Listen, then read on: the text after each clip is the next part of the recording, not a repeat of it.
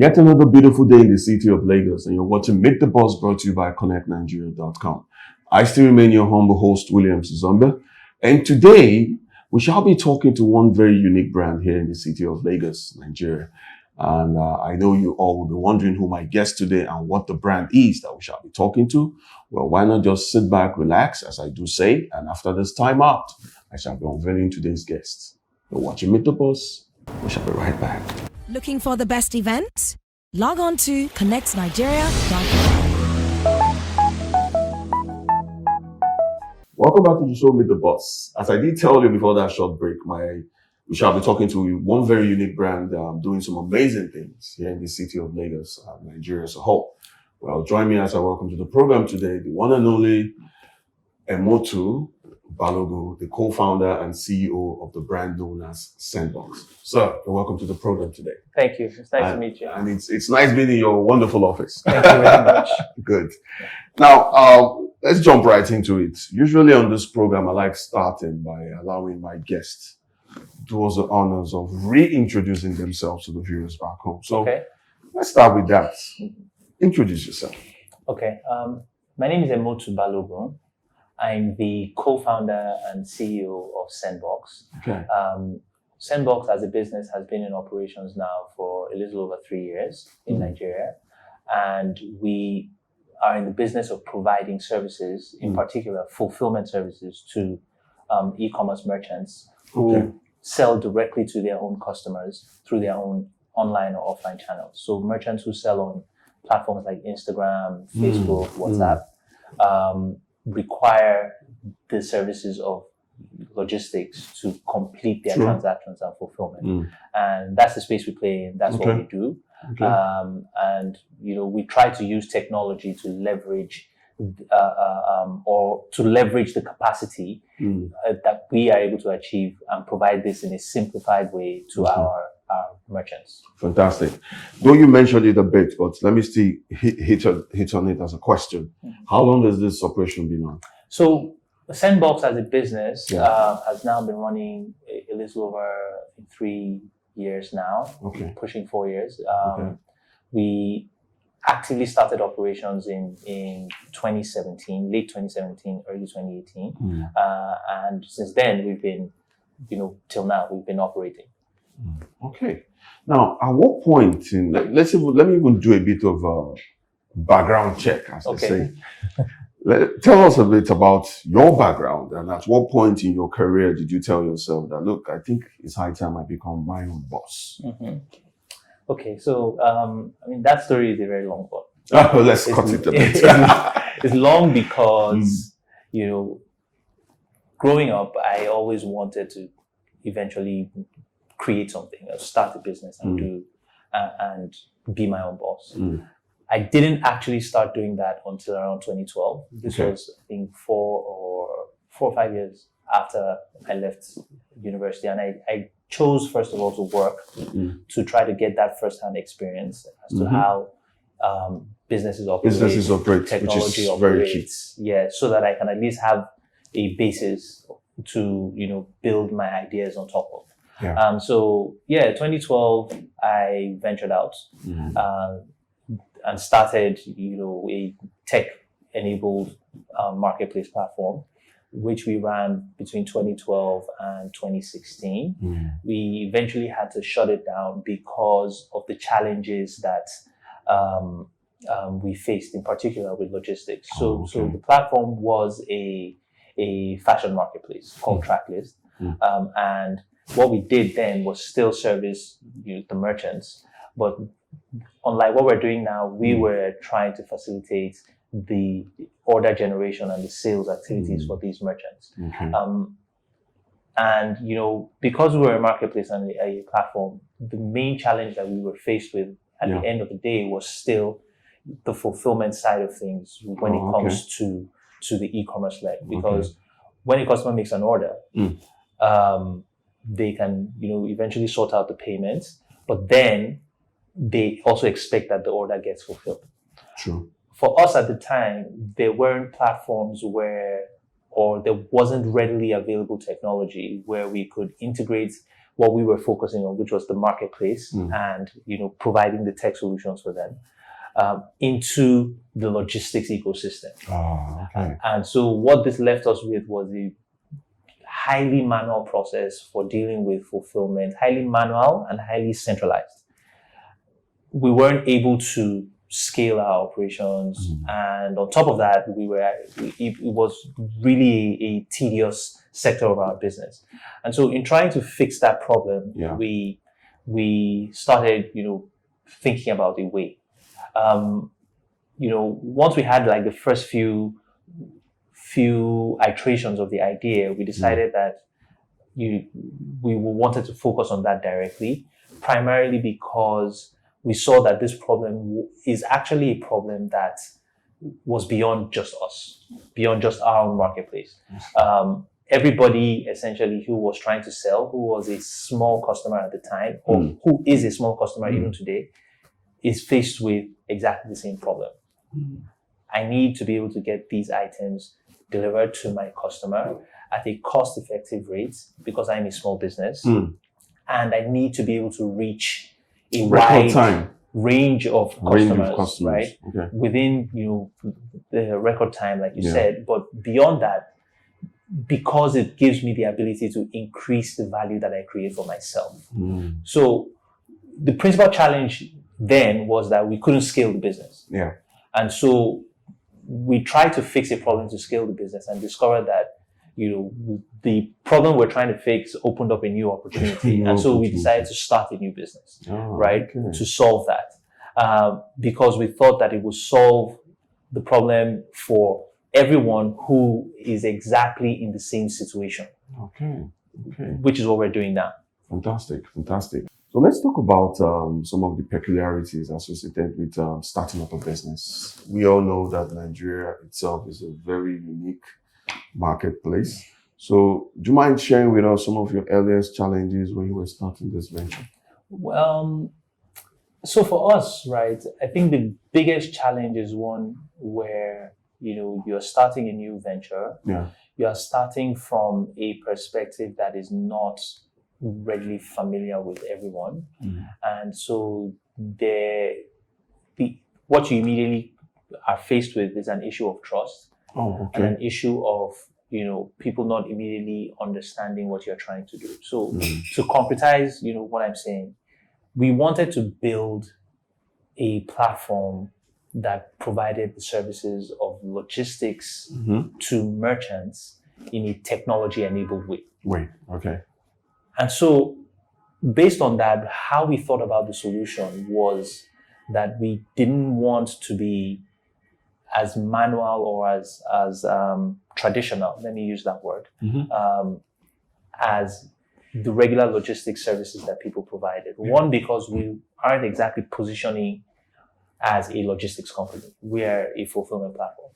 And so because of that, the steps that we had to try to go through was to figure out, first of all, outside of incorporating, how to convince partners to come onto our platform and, get integrated with our technology, and then figure out how to convince customers to grasp the concept that we were essentially trying to push. And I can't exactly say that, that's a problem we still don't face, but I can say that it has, minimized. It's minimized, it's much better. And we've also gotten better, right? In between, how to deliver this product to the market, how to explain it to people, and how to work with partners. Interesting. Right? So that, I would say, has been the biggest challenge. The biggest challenges. Yeah, at least in the early days. Okay. What about the issue of, say, regulations? Were there any major hurdle with registering one government arm or the other? So for us, we didn't particularly find any hurdles with that. I guess a lot of it had to do with how we approached the situation. On the one hand, we were coming off from the technology software perspective. And so we were working with a lot of partners who were already established in that industry. Yes. So it didn't immediately pose a challenge for us. As the business has evolved and as we're, planning for expansion, some of these things are also starting to materialize. But we are better prepared now Okay. for these challenges. They are not issues that would end the business or cripple the business. Rather, they are issues that would actually, once we solve, it gives us the ability to scale the business even more. Fantastic. Good. Now let's look at the experience so far. How would you rate the overall experience so far since the inception of you creating this brand with your partners and your customers? How's the experience been? I think it's an opportunity I would say I'm grateful for. Okay. First of all. And I'm saying this from the perspective of being able to, my co-founder and I, being able to think about an idea, actualize the idea, get people to come on board, create value for people, and continue to create value for people. So in rating that experience, right, the biggest thing I take away from it is the fact that we now have merchants and partners who rely on us to create value for themselves. I think there is something special about being able to, find yourself in that position. And so being grateful is something that's the way I feel first. Second is, there's nothing worth doing that isn't particularly challenging. And so running a business, as every other business person would know, is always fraught with challenges. But and so that's an experience that is also mixed with it. But it's exciting. I have to be honest. Some days are high, some days are low. But overall it's been exciting. Overall it's been exciting. Okay. Now I want to ask you some questions in relationship with your staffs and your other colleagues. But I think at this point we'll go on a quick break. Okay. When we come back, we'll pick it up from there. Okay. Well, viewers, you're still watching Meet the Boss, brought to you by ConnectNigeria.com, and my guest today is still Mr. Emotu Balogun, the CEO and co-founder of the brand known as SendBox. We're going on a short break, and when we come back, I still have some few more questions for my guest today before we call today's program a wrap. Please don't go nowhere. We shall be right back. Looking for the best events? Log on to ConnectNigeria.com. Welcome back to the second half of today's episode of Meet the Boss, brought to you by ConnectNigeria.com. I still have my guest in-house today, the person of Mr. Balogun Emotu, the CEO and co-founder of the brand known as SendBox. So you're welcome back to the second half of today's interview, and I must say it's been an engaging one so far. Thank you very much. Good. Now before that break, I did say when we come back, I want to talk a bit about your colleagues and also your co-founder. Yeah. Now, tell us a bit more about your co-founder and what necessitated you guys collaborating together to run this venture, and also tell us your own take as regards to business collaboration. It's a trend that has really picked up a couple of years now in Nigeria, and which goes against the old traditional mentality of the average businessman or woman in Nigeria wanting to own 100% of their venture. So let's hear your own experience in that regard. Okay. So my co-founder and I have been working together now for close to 10 years. Oh, okay. Yes. We were also co-founders in our previous startup. His name is Olusegun Afolahan. Before that we were friends. Okay. We went to University of Lagos together, so that's where we actually met. Even though we ended up not starting business together until around 2011, 2012. At the time, we wanted to build something with technology. We both have technology backgrounds. Okay. And so we wanted to build something with technology, and it was a shared, dream, a shared ambition. Okay. So basically that's what got us together, to say, hey, look, okay, I have this skill set, you have this skill set. Let us try to create something that, leverages our skill sets to build something valuable. And that's how the journey started. Okay. Right? So with speaking to the relationship, we've been friends, and as with every traditional relationship, you know, it goes through different phases, different hurdles. But the thing that is most important, and this is where, you know, we are aligned, is a shared mission, a shared ambition, a shared vision of what we are trying to build, not just for the company and for ourselves, but even also for our own users, merchants, our partners, and the society as a whole. And a lot of, you know, that has also formed the support structure, right, that we have been able to rely on and continue to build on moving forward. In terms of, you know, how that has affected us as an organization, you will need to think about it from the perspective of taking two minds and throwing it at one problem, right? And what you oftentimes end up with is that you are able to move further down the road faster, because the varying perspectives and the different opinions combine together to become, you know, a generally accepted solution, right? In terms of what we're building and in terms of how we're looking to service our customers. And so, you know, taking that and as a yardstick for how we look at running a business, we also equally think that it is particularly important for people to not go on the startup journey alone. Don't get me wrong. I mean, there are people who've done it and it has worked, but more often than not, is better if it's a team. Two people, if possible more. And it's not just from the perspective of, okay, if I have more people on the team, then my ownership in the business goes down. At the end of the day, 100% of zero is zero, right? True. So how we look at it, and how I think a lot of startups look at it these days, is that, you know, if we combine our efforts, we can build something so big that our portion of it would sustain. Exactly, and it will overshadow everything that we might have been able to do individually. True. That's the idea, right? True. So it's something that personally I think is valuable, and I would encourage when people are trying to run businesses to think that line beyond just the support structure, or let me say the thought processes, right, around it.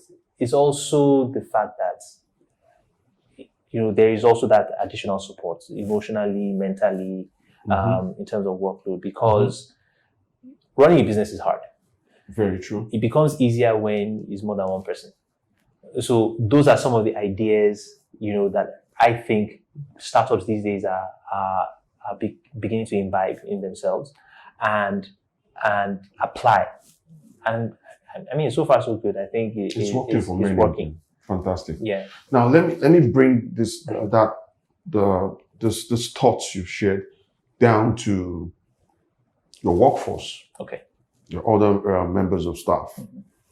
How? I'll take this question is in twofold. Okay. Now tell us the importance of having a formidable team, and also the shared thought process you said you had with your co-founder, which is very key to starting up any business.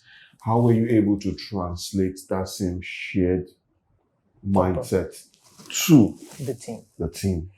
Okay, so I think I would start with the latter part of this, because I actually think is the more important part of it. For us, it starts with, you know, the company vision, the mission, right?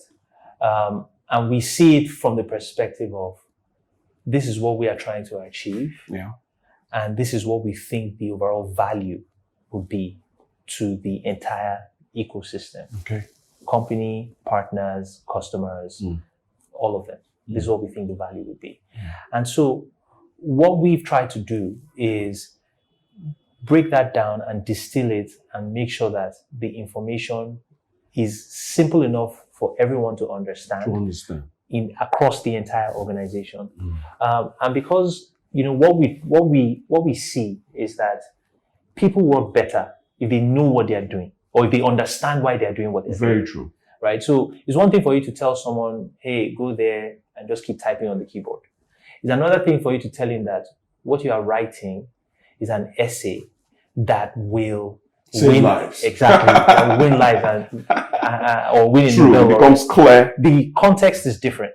Very true. And so for us, we try as much as possible to continue to push this down the entire organization. Okay. I mean, for us, we see the big picture. We know why we're doing what we're doing. Yeah. It's harder for people who just come in. Yes. Outsiders. Not to. So it's an internal assignment and a personal one to the co-founders and the management to try to ensure that people in the organization understand what they're doing, why we're doing it, get on the idea.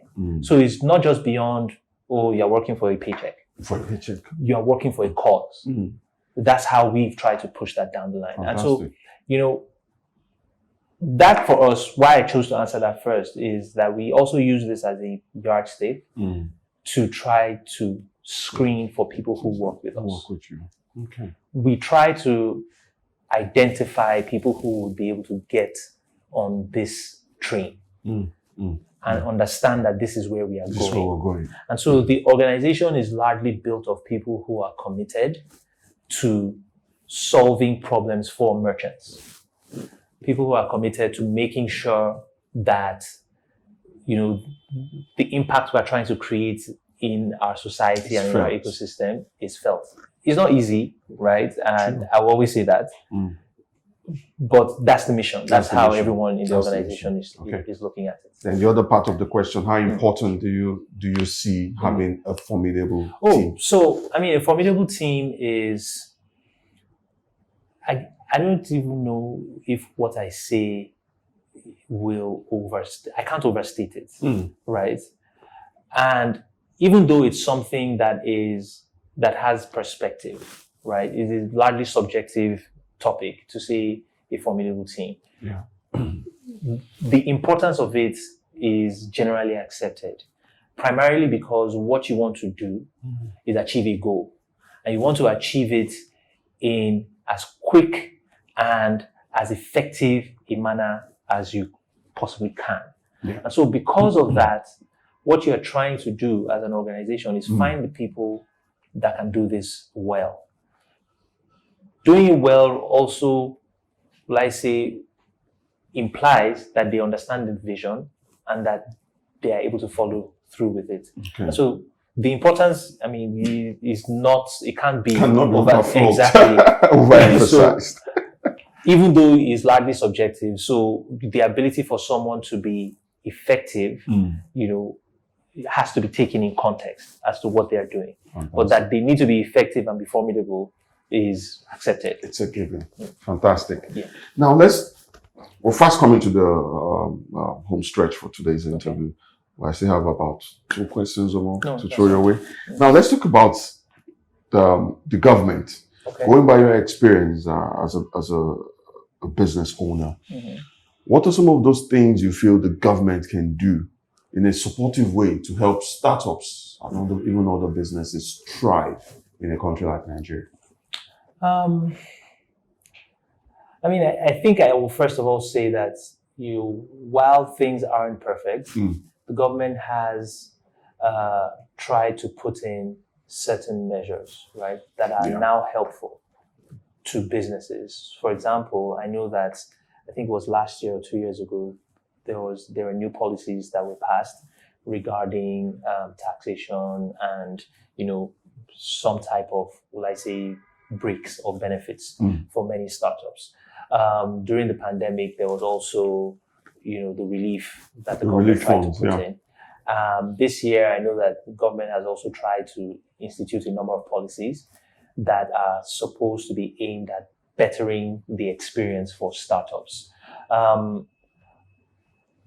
Putting that out there, I still also believe that, and I guess everybody will be in agreement that there is still opportunity for new things, for better things to happen. Yeah. In particular, if the Nigerian government or the government can actually also take a leaf from some of the countries that have become more attractive to technology startups, by virtue of like policies that they've put in place to encourage businesses to start and build and grow the economy. Because even though right now it might form a small sector, the SME space or the technology space might form a smaller, economic that is sector in terms of economic drivers for the country. It's a sector that, if nurtured, can actually expand and it will provide nationwide benefits, right? Yeah. To all the players involved, right? And so, how I think about it is policies that encourage people to start businesses, policies that give people opportunities to grow their businesses, policies that enhance the ability for people to do business in Nigeria with Nigerians beyond Nigeria are things that I think the government should actively look into and encourage. Fantastic. Yeah. Now, my last question for today has to do with your future vision for the brand, for your brand, SendBox. Where do you hope to see the brand in the next 3 to 5 years? So for us, what we say that we are, and what we say, or where we say that we're going is, we want to become the e-commerce operating system for African merchants. Okay. Right? We want to make SendBox the platform that empowers small businesses to become big businesses. That's how we see it. And I think about it from the perspective of us being able to align our values as an organization with the values of our customers, because that's when the formula works. And so the challenges that a lot of our merchants are faced with are the problems that we are trying to solve. It's not easy, and I will always say that, but that's our vision for the organization. And so in 3 to 5 years, we're thinking about SendBox as a company and as a platform that will be in a much better position to empower hundreds of thousands of merchants, right, within Nigeria and beyond Nigeria, to be able to participate in e-commerce, to be able to expand and scale and grow their business. Fantastic. I want to say a big thank you to you, Mr. Emotu Balogun, for giving us your time. And we'll continue to follow the success story of SendBox, and from time to time we'll report on it. Yeah. Thank you very much. Yeah. Well, viewers, you've heard it all from my guest today, the co-founder and CEO of the brand known as SendBox, in person of Mr. Balogun Emotu.